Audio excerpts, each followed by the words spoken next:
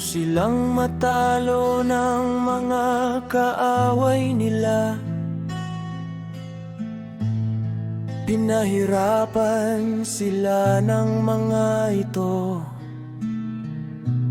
pero nang nasa kagipitan na sila, humingi sila ng tulong sa inyo. At dahil sa inyong pagkawa, dininig nyo sila mula sa langit at binigyan ng mga tagapagligtas na nagligtas sa kanila sa mga kamay ng mga kaaway nila. Pero nang payapa na sila, muli na naman silang gumawa ng masama sa paningin ninyo. Kaya muli nyo silang hinayaan na talunin ng mga kaaway nila.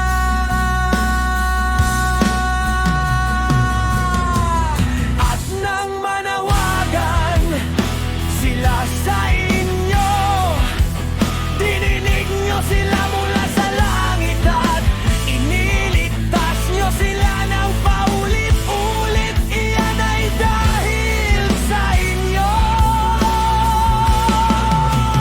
pagkawa.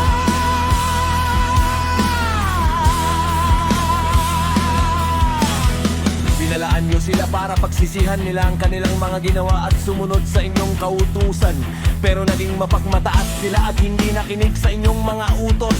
Sumuway sila sa inyong mga tuntunin, kahit alam nila na ang inuang sumusunod dito ay mabubuhay. Matigas ang ulo nila, naghimagsik sila at ayaw makinig sa inyo. Sa loob ng maraming taon, matiagad nyo silang tiniis. Binalaan nyo sila sa pamamagitan ng inyong espiritu at ng mga propeta ninyo, pero hindi pa rin sila nakinig sa inyo. Kaya muli nyo silang hinayaan na talunin ang mga kalapit na bansa.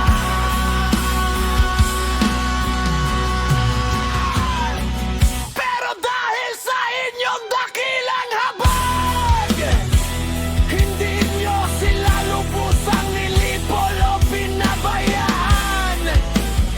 Dahil kayo ay mapagbiyaya at mahabaging alahaya.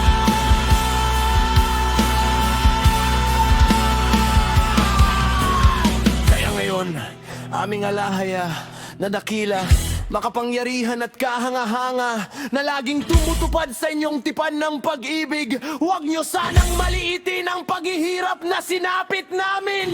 Ito'y dinanas na naming mga hari, mga pinuno, mga kahan, mga propeta, mga ninuno at ng buong mamamayan mula pa noong panahon ng mga hari na hari ang Assyria hanggang ngayon.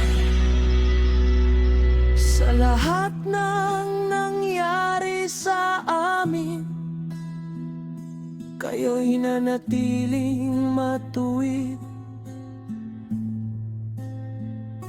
Tapat kayong kumilos sa amin, samantalang kami nagkasala. Ang mga hari namin, mga pinuno, mga kahan at mga ninuno ay hindi sumunod sa inyong kautusan. Pinaliwala nila ang inyong mga utos at mga tuntunin na ibinigay ninyo sa kanila. Kahit namuhay sila sa sarili nilang kaharian at naranasan ang inyong kabutihan sa masagana at malawak na lupaing ibinigay ninyo sa kanila, hindi pa rin sila naglingkod sa inyo at hindi nagsisi sa kanilang masasamang gawa.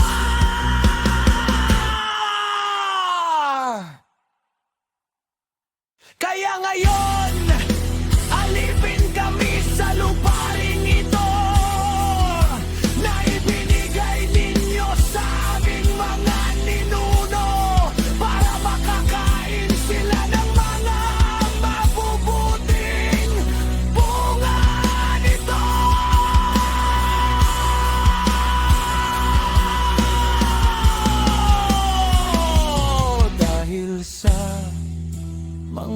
kasalanan namin.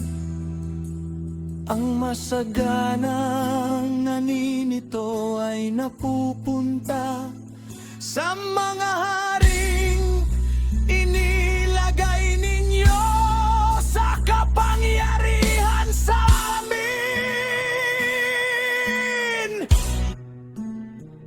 Pinamumunuan nila kami at ang mga hayop namin ayon sa gusto nila. At ngayon, nasa matinding kahirapan kami.